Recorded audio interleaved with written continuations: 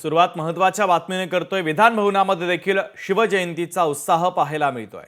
तर विधान परिषद सभापती राम शिंदे, विधानसभा अध्यक्ष राहुल नार्वेकर, विधान परिषदेचे उपसभापती डॉक्टर नीलम गोरे आणि आमदार राजेश विटेकर यांनी विधान भवनात छत्रपती शिवाजी महाराजांच्या पुतळ्याला पुष्पहार अर्पण करत जयघोष केला।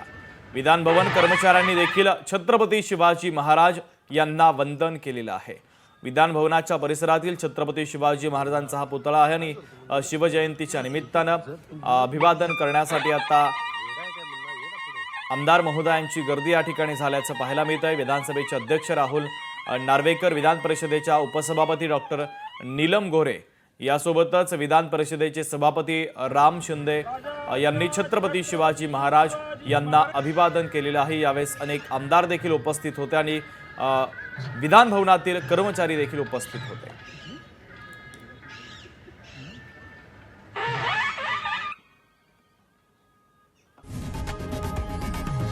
लोकशाही मराठी ऐका, पहा, जागरूक रहा।